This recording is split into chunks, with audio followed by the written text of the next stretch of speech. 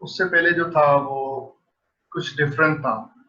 अब देखें जिस तरह 2014 और 16 15 के आप जो सिलेबस है उसको उठा के देख लें तो आपको वहां पे ट्रांसलेशन नहीं मिलती।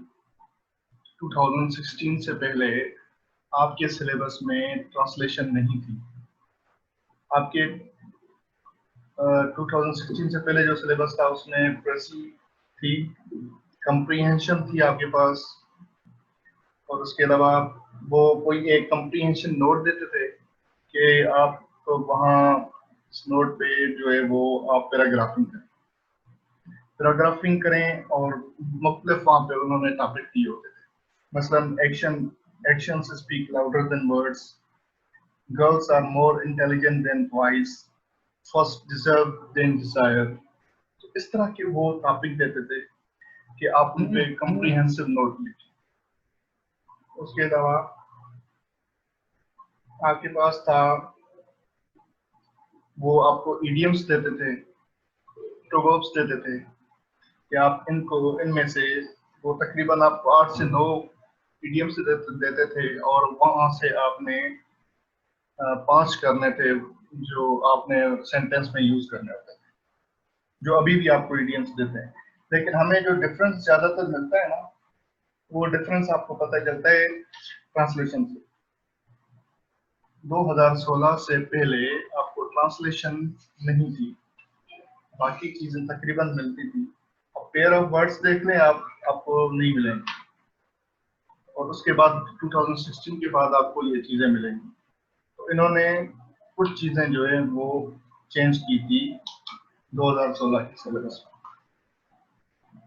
चले जी हम 2016 का कोई पेपर देख लेते हैं। 2016 का जो पर्शियन कंपोजिशन का पेपर है उसको देखते हैं कि वो क्या क्या डिमांड करते हैं इसमें, और ये भी बताएंगे आपको कि वहाँ आपकी कौन कौन सी चीजें जो है वो इम्पोर्टेंट है, कृषि में क्या चीजें ज्यादा, जिन पे ज्यादा आपको फोकस करना चाहिए।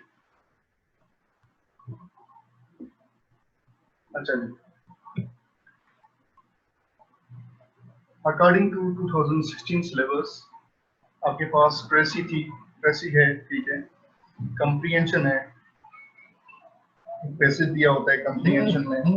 कंप्रीहेंशन में आपको वहां पे क्वेश्चंस के आंसर देने होते हैं। कंप्रीहेंशन आपके लिए बिल्कुल इजी है, वो उसका आप टेंशन बिल्कुल भी ना। आपको जो ज्यादा फोकस करना है ना, वो फोकस करना है आपको कृषि में। कृषि जो है ना आपके लिए ये डिसाइड करवा सकती है, ये मेरे सेंटेंस आप सुन लें ध्यान से, कि कृषि जो है वो आपका डिसाइड करता है कि एग्जामिनर आपको पास करेगा या फेल करेगा। ये मैं आपको ये बता रहा हूँ, 100% ये मुझसे लिखवा लें। कृषि अगर आपने अच्छी लिखी है तो आप कृषि पास कर जाएंगे, और कृषि पास अगर आप कर गए तो आप पेपर पूरा पास करेंगे। अब आप कहेंगे कि ये 20 मार्क्स का इतना वेटेज आप इसको ज्यादा क्यों दे रहे हैं, बाकी 18 मार्क्स वो किधर जाएंगी, दूसरे जो पोर्शन है उनकी अहमियत नहीं है। तो उसका सवाल कभी मैं आपको जवाब देता हूँ वो किस तरह। पहले मैं आपको थोड़ा एनालाइज करके दिखाऊं जो 2016 के ऑनवर्ड जो पेपर है वो किस तरह पूछते हैं, वो एनालाइज करके मैं आपको फिर बताता हूँ कि कृषि किस लिए मोस्ट इम्पोर्टेंट एरिया है। अच्छा, देखें अभी कंप्रीहेंशन, कंप्रीहेंशन के बाद वो देते हैं करेक्शन। तीसरा पोर्शन आता है हमारा करेक्शन। करेक्शन में उन्होंने सेंटेंस दिए होते हैं, 8 सेंटेंसेस दिए होते हैं उन्होंने, वहां से आपने 5 सेंटेंसेस आपने वो करने होते हैं,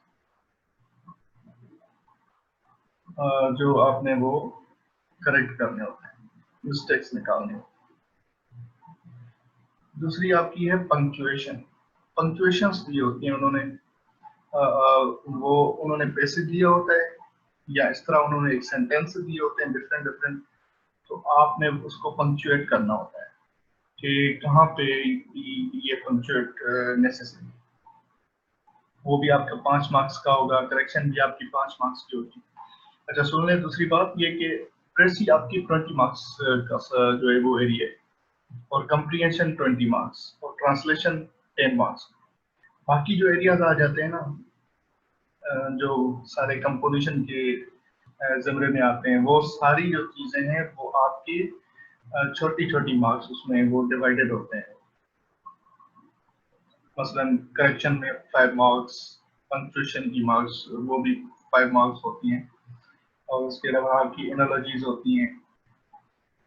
कभी कभार डायलॉग्स दे देते हैं, डायलॉग्स वो आपको जो है वो पैराग्राफ्स की फॉर्म में चेंज करें, डायरेक्ट इनडायरेक्ट में चेंज कर दिखाएं। डायरेक्ट इनडायरेक्ट आपको दिए होते हैं उन्होंने, पेयर्स ऑफ वर्ड्स दिए होते हैं उन्होंने। और सिनोनिम एंटोनिम्स के लिए आपका ये होता है ना कि जब आप पेपर में जाते हैं हॉल में, आपको 20 मार्क्स का पहले ही वो दे देते हैं, सिनोनिम्स और एंटोनिम्स। तो आप सिनोनिम्स और एंटोनिम्स पहले करते हैं, ऑब्जेक्टिव आपको दिया जाता है, उसके लिए अलग वो आपको टाइम देते हैं, वो आप करके उसके बाद आपको ये क्वेश्चन दिया जाता है हल करने के लिए। 20 मार्क्स आपकी ऑब्जेक्टिव्स के, जिसमें सिनोनिम्स एंटोनिम्स। बाकी आपका जो क्वेश्चन होता है वो प्रेसी, कंप्रीहेंशन, ट्रांसलेशन और दूसरे जो आपके कंपोजिशन की जो पार्ट्स हैं, करेक्शन हो गया, पंक्चुएशन हो गई, एनालॉजीज हो गई, डायलॉग्स हो गए, पेयर्स ऑफ वर्ड्स हो गए, और उसके अलावा आपके इडियम्स हो गए, और एंड ये बस ये चीजें। तो देखें, आप इसको डिवाइड कर सकते हैं चीजों को, आप इसको डिवाइड करें। मैम मृदा, आवाज आ रही है मेरी?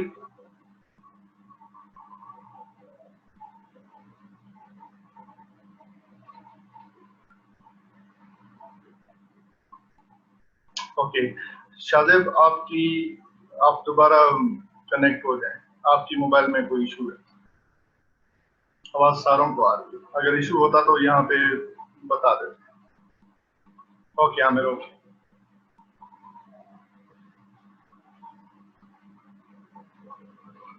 अच्छा जी, तो अभी आता है कि हमें कौन सी चीजों, कौन से एरियाज को ज्यादा फोकस में रखना है, और कौन सी चीजों को हमें जो है वो थोड़ा साइड पे रख के चलना।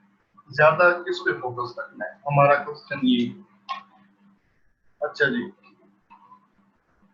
अब देखें, आपका जो ज्यादा फोकस प्रेसी और कंपोजिशन में होना चाहिए ना, वो होना चाहिए आपका पहली प्रायोरिटी आपकी जो होनी चाहिए वो प्रेसी। पहली प्रायोरिटी प्रेसी में आपकी होनी चाहिए। वो क्यों? अब देखें,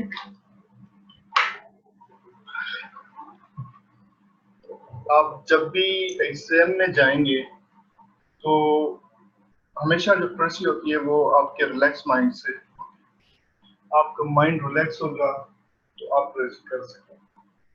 अब आगे जिस तरह हम क्लासेस पढ़ाते जाएंगे तो आपको प्रेसी में मृदा पढ़ाएंगी या मैं पढ़ाऊंगा, वो हम डिसाइड कर लेंगे। तो प्रेसी आपके लिए बहुत इम्पोर्टेंट है, क्योंकि प्रेसी का आपका डेली लाइफ, आपकी डेली लाइफ में इसका बहुत ज्यादा रोल है।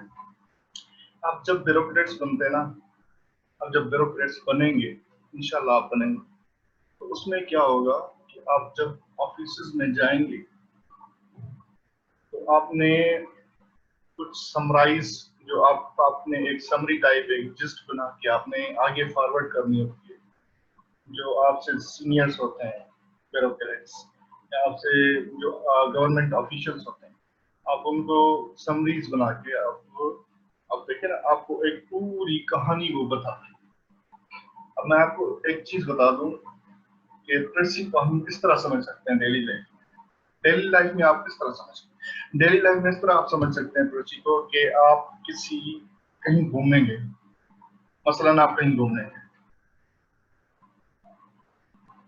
मसलन आप चले गए भाई इंग्लैंड चले गए, भाई आप इंग्लैंड गए, घूम के आ गए, तो आप अपने घर आए तो आपसे लोग आपसे पूछने लगे कि जी आप बताएं कि आप इंग्लैंड घूम के आए, क्या देखा, क्या हुआ। तो आप उसको इस तरह नहीं बताएंगे कि कि पहले मैंने वीजा लिया, पासपोर्ट बनवाया, फिर हम यहाँ पे गाड़ी पे गए, गाड़ी का पेट्रोल खत्म हो गया, फिर आगे गाड़ी खराब हो गई, फिर हम एयरपोर्ट पे पहुंचे, फिर हम इंग्लैंड पहुंचे, फिर इस तरह आप वो चीजें बताते हैं जो आपको इम्पोर्टेंट हो। ठीक है, तो प्रेसी इज मोस्ट इम्पोर्टेंट एरिया। तो मैं ज्यादा डिटेल में नहीं जाता, प्रेसी मुझसे ज्यादा हो सकता है मैम रदा आपको अच्छा पढ़ा देंगी, और मैम बहुत इंटेलेक्चुअल है और वो आपको बहुत अच्छा पढ़ा सकती है, इंशाल्लाह वो आपको पढ़ाएंगी।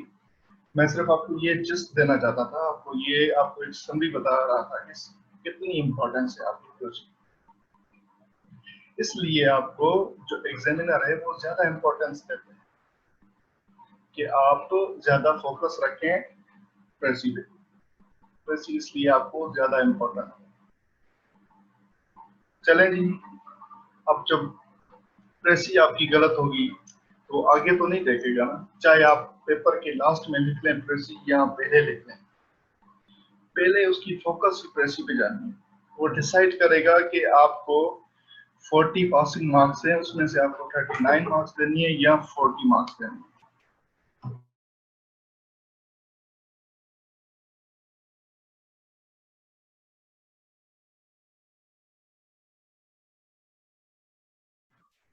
ठीक है जी, तो ये मेरा एक जनरल आपको इंट्रोडक्शन है। अगर चलें तो हमारा सिलेबस इस तरह चलेगा। आज से हमारी क्लासेस स्टार्ट हो गई हैं इंशाल्लाह। पर्शियन कंपोजिशन की बाकी जो हम सिलेबस इंट्रोड्यूस करवाएंगे आपको, सारी चीजें आपको बताते जाएंगे with the passage of time. आपको सारी चीजों की इंफॉर्मेशन मिलती जाएगी। ग्रुप में आप कनेक्ट रहें और इंशाल्लाह हम सारी चीजें पढ़ते जाएंगे। बस आपने पंक्चुअल रहना है और हमारे साथ कनेक्ट रहना है, और कोशिश करें कि आप टाइम पे आए। इंशाल्लाह हम भी कोशिश करेंगे कि आपको आपके जो लेक्चर्स हैं वो टाइम पे स्टार्ट करें। अच्छा जी, अब आपके अगर कोई क्वेश्चंस हो तो आप पूछ सकते हैं। मेरे ख्याल में चीजें तकरीबन मैंने आपको बता दी हैं। अगर कोई कसरत रहती है तो आप मुझे यहाँ पे मैसेज करें।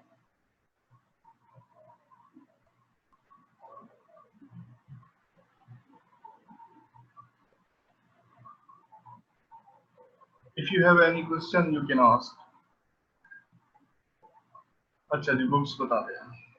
बुक्स भाई, मैं इस चीज की फेवर में नहीं हूँ कि आपको रेमन मर्फी का भी बुक बताऊं, दूसरे बुक्स बताऊं, स्वान का बुक बताऊं। मैं तो बस आपकी ये फेवर में हूँ कि भाई आप एक बुक लें क्रिश्चियन कंपोजिशन का, जो हाफिज करीम राजू थे, आपके लिए वो काफी है।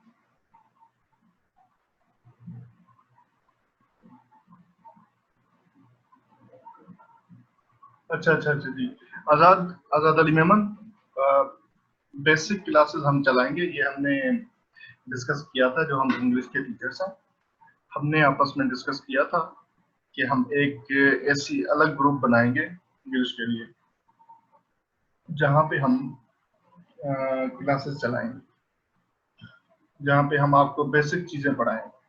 अगर किसी किसी को का बेसिक ठीक नहीं है तो वो ग्रुप ज्वाइन कर सकते हैं। अगर किसी का ठीक है तो वो आप ग्रुप ज्वाइन ना करें। आपको फिर हम जो सीएसएस का सिलेबस है ना, हम उसी के हिसाब से आपको चलाते हैं। इंग्लिश प्रेसी एंड कंपोजिशन की अलग क्लासेस होंगी, उसके लिए हम अलग ग्रुप बनाएंगे। और जिनका बेस जो है बेसिक बिल्कुल कमजोर है, तो वो उसके लिए हम अलग ग्रुप बनाएंगे, तो वो ज्वाइन कर लें। बजाय कि टाइम वेस्ट किए, जिसका बेस अच्छा है वो प्रेसी एंड कंपोजिशन की क्लासेस, जिसका बेस ठीक नहीं है वो आ सकते हैं बेसिक क्लासेस, बेसिक जो हम फंक्शनल क्लासेस चलाएंगे। ठीक हो गया, क्लियर हो गया।